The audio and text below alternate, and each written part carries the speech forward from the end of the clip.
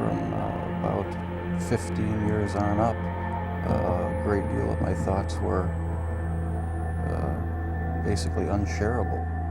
We are all evil in some form or another. Yes, I am not 100%, but I am evil. My mother was a sick, angry, hungry, and very sad woman. I hated her, but I wanted to love my mother. This is Serial Killing, a podcast. Hello again, and welcome to Serial Killing, a podcast, where we go through the life stories of serial killers to see if we might catch a glimpse of why they displayed their famous, vile, and disturbing behaviors. Special thanks to some of my patrons: Thomas, Pahotan, Sue, Doc, Shannon, Walter, Jennifer, Elena, Elise, Ariel, Chantel, Stacy, Jessica, my dear two Emmas, Whitney, Rachel, Alethea, Catherine, Linda, Teresa, Sophie, Nanette, David, Trudy, and John. Thank you so much. You are truly appreciated. And for anyone else, please feel free to join my Patreon. Like, share, and subscribe. It just might help our community grow. And if you happen to watch on YouTube and also use Spotify, consider watching on Spotify instead, as they have been kind enough to sponsor me, and, well, we all know how YouTube treats us. But my podcasts are all written with the listener only in mind, so nothing is missed. Today's podcast will be part 2 of William Bonin. If you missed part 1, I'll link it in the notes. So without further ado, let's get back into it. We left off with me analyzing William's childhood, in which he endured the most troubling physical abuse, sexual abuse, neglect, and really abandonment that a child nearly can. So remember the girl he forced himself to date in high school to appease his mother? He and Linda became engaged, and she had become pregnant with his child. And while they were dating, there is a story about him telling her that he had had recurring nightmares where he would rape a faceless young woman in a deserted place before murdering her and burying her in a shallow grave. And she would later say that he did have times where he would wake up in tears and would be visibly shaking. Now, he was sent to Alaska after enlisting, where he served as a cook but was arrested for theft. The case was ultimately dropped. He was then sent to serve in Vietnam. He served in an assault support helicopter unit as an aerial gunner, logging over 700 hours of combat and patrol time. Now, it was reported that he risked his own life in one specific occasion while under enemy fire to save the life of a fellow wounded airman, and he was rewarded with a Medal of Recognition for this, among other medals. William would later say that he was quite sexually promiscuous during his time overseas, engaging with consenting females and several flings with men as well, and he later confessed to sexually assaulting 2 soldiers under his command at gunpoint.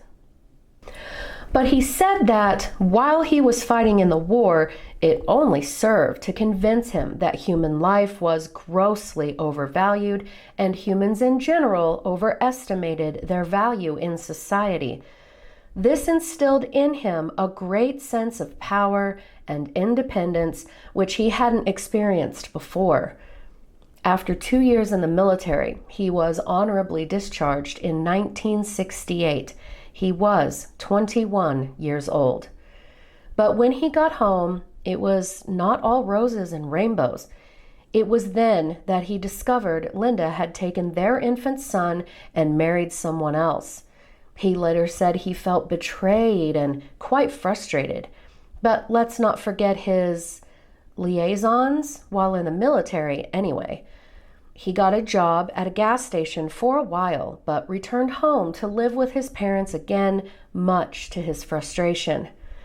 But while he was there, various family members noted that he had come home from the military changed. In late 1968, not even a year after his military discharge, William was driving his mother's car in the later evening when he saw 14-year-old Billy Jones in Arcadia, California, hitchhiking. He pulled over and offered the teen a ride, and Billy accepted. As they drove, William began asking the teen about homosexual acts, which rather quickly began making Billy uncomfortable, so he attempted to escape the car. Bonin grabbed the teen by his genitals and squeezed quite hard. He then told him what he intended to do to him. William then parked the car behind a shopping center that had already closed for the day, handcuffed Billy, and began choking the teen as he told him he would sodomize and murder him if he didn't do exactly what he was told. William then raped Billy as Billy begged for his life. William then knocked the teen unconscious during the attack. Afterward, he dropped Billy off at a park bench and told him that he would kill him if he called the police. But thankfully, Billy did once he got home, which will come into play later. 9 days later, around midnight, William picked up 17-year-old John Treadwell, who was also hitchhiking in Torrance. They began chit-chatting when William started talking about homosexuality and began driving faster and faster. He pulled out a gun and again parked his mother's car in a secluded area where he violently raped the teen and threatened to kill him if he called the police. He then struck him with a tire iron. 1 week later, William again offered to give a ride to 17-year-old Alan Pruitt, who endured the same assault and abuse as the previous boys.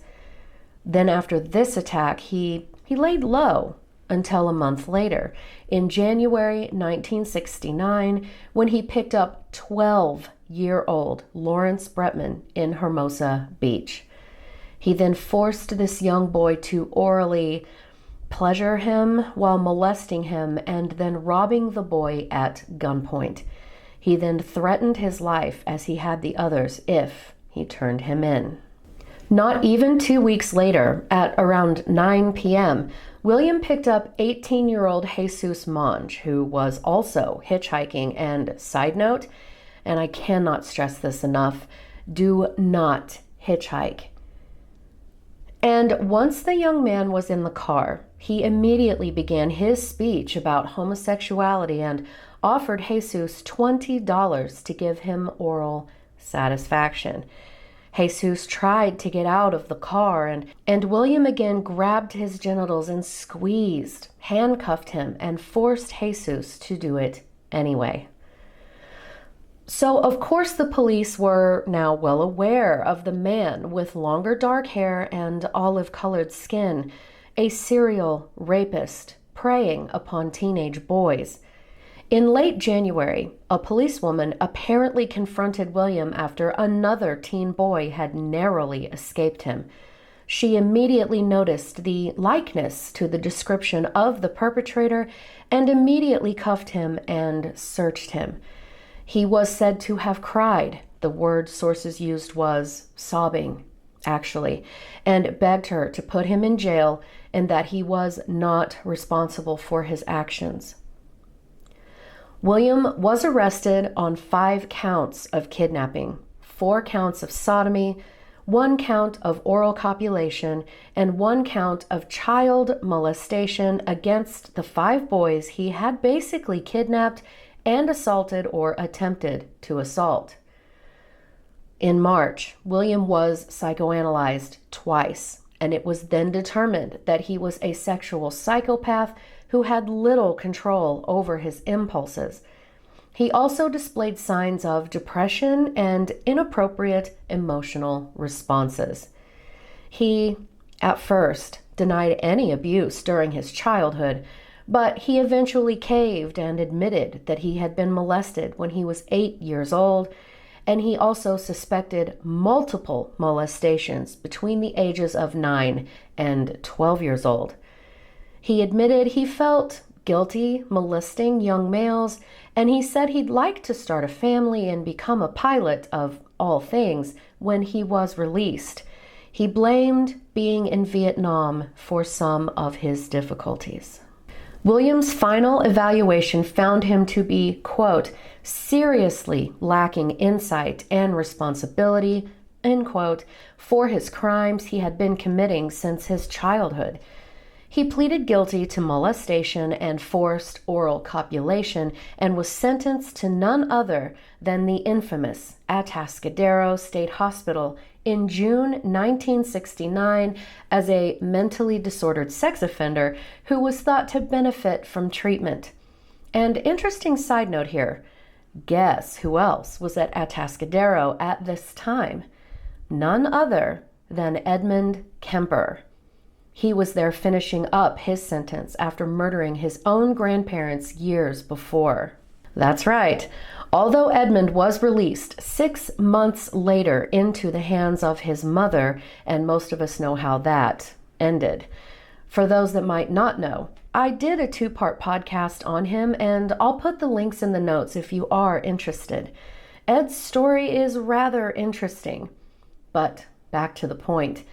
I couldn't immediately find whether or not their paths crossed in those 6 months, but William was subjected to many psychiatric examinations, and we know Ed actually helped administer these with the psychiatrists as well as helping develop some. But in all actuality, it doesn't really matter. I just found this interesting. Moving on.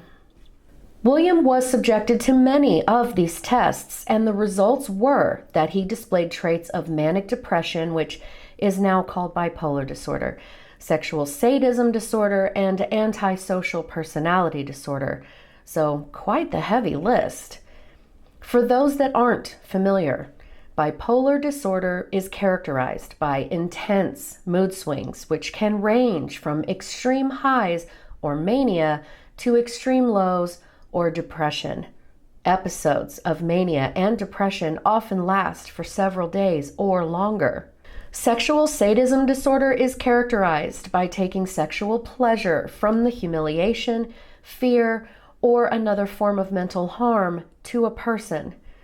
When someone repeatedly practices these sadistic sexual acts without consent from their partner, or when sadistic fantasies or behaviors cause social, professional, or other functional problems, sexual sadism disorder may be diagnosed. Antisocial personality disorder is a particularly challenging type of personality disorder characterized by impulsive, irresponsible, and often criminal behavior. Someone with antisocial personality disorder will typically be manipulative, deceitful, and reckless, and will not care for other people's feelings. This is, of course, just the briefest of overviews of these issues. So a physical examination of William's body revealed the truth of his time at the orphanage. He had extensive scars on his head and buttocks, which he said he had no memory of receiving, which led the doctors to believe he had repressed the memories. They also mentioned the psychological and emotional damage caused by the unhealthy relationship with his domineering mother, noting that he was still emotionally dependent on her, though she had always held a low opinion of him. William was also found to harbor hostility toward his father and older brother, and it was thought that his sexual behaviors were compulsive in response to undue stress. During his group therapy sessions, the doctors wrote that he held a defensive and aggressive attitude towards some of the other patients, and sources stated that he even admitted that, when he was free, he fully intended on killing his future victims so this would not happen again. Yikes. They classified him as an extreme sociopath, one who had a high probability of reoffending often.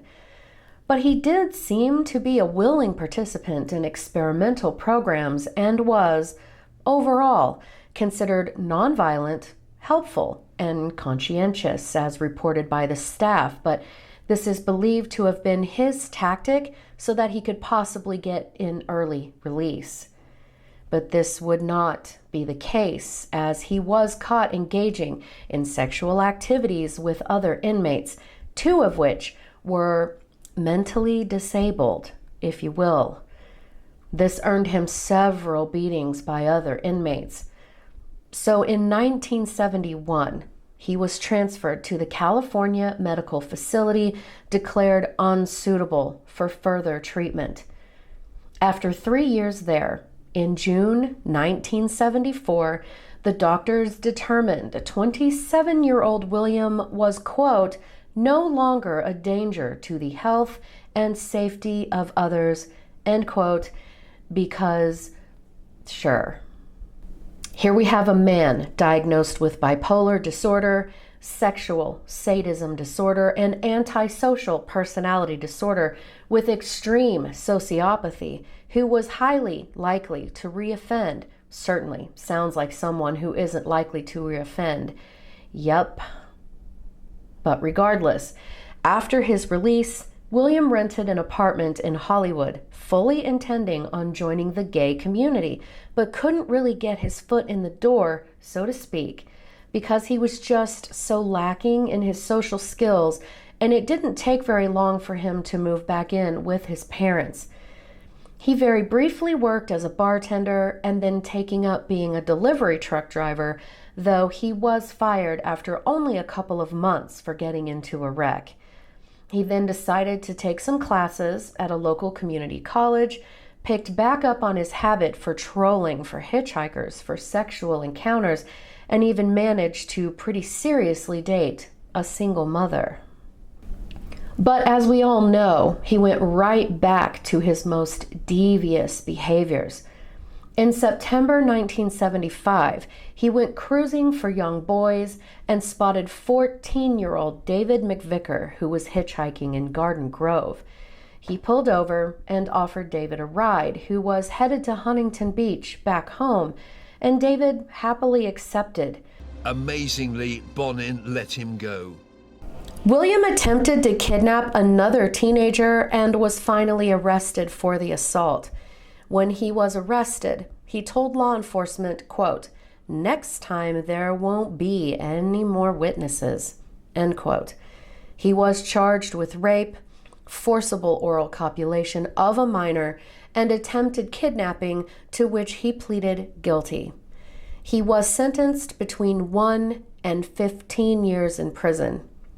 While there, he actually completed vocational training as a machinist and worked as such in the prison.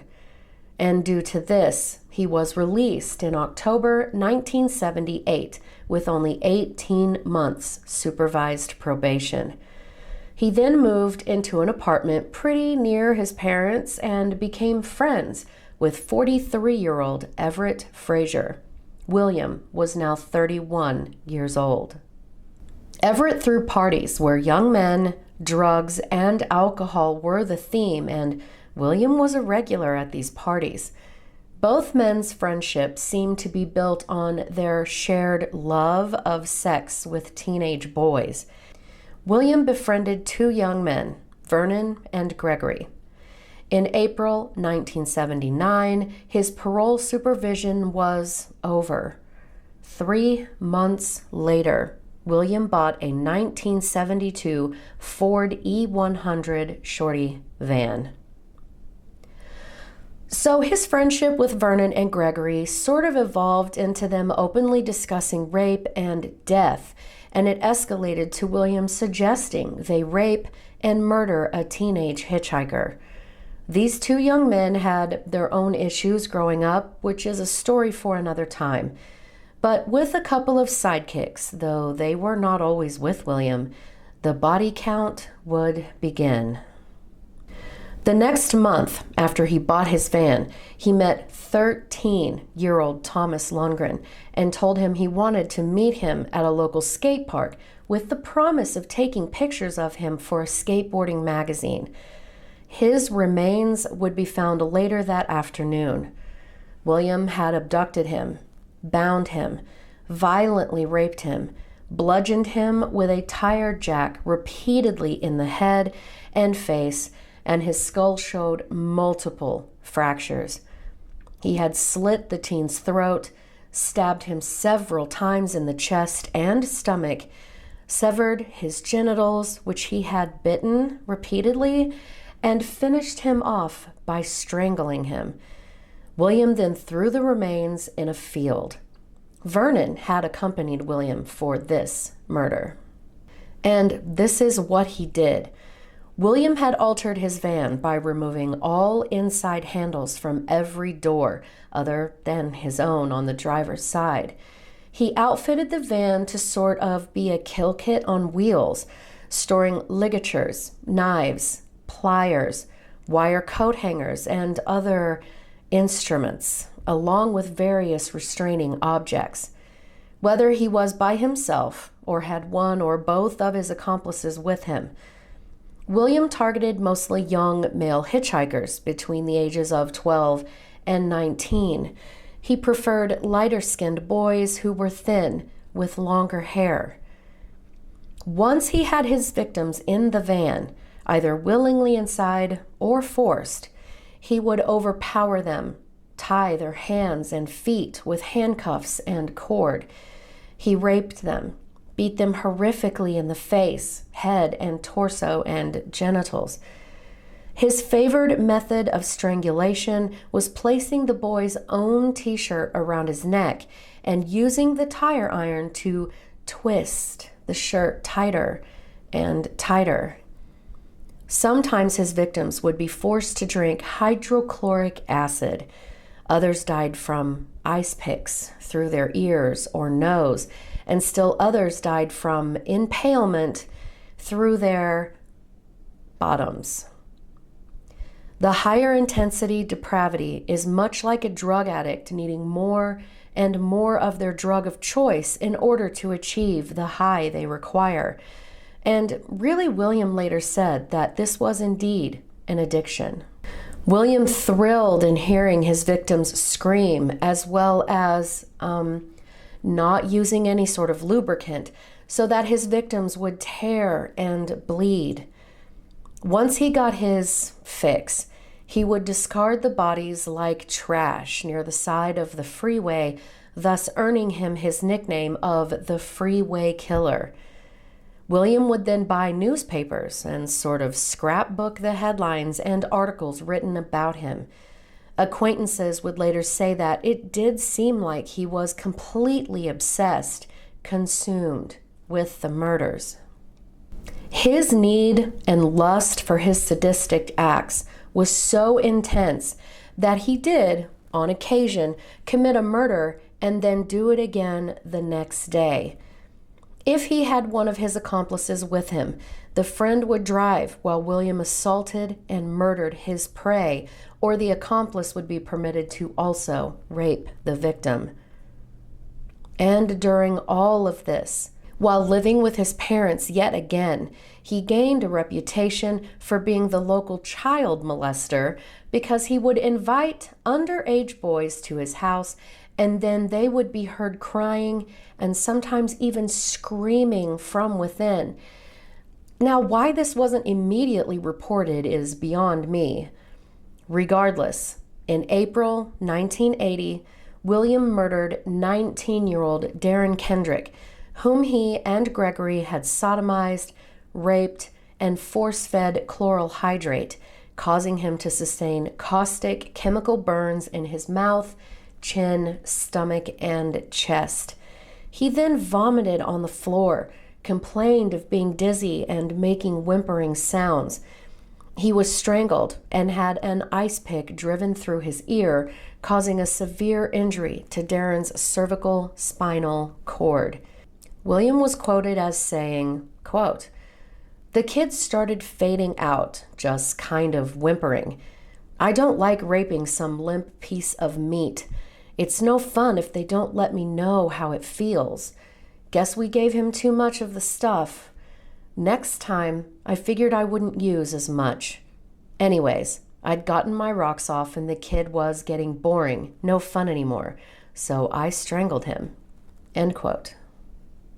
The murders obviously caught the media's attention, and a $50,000 reward was announced for any information that would lead to the successful conviction of the murderer or murderers.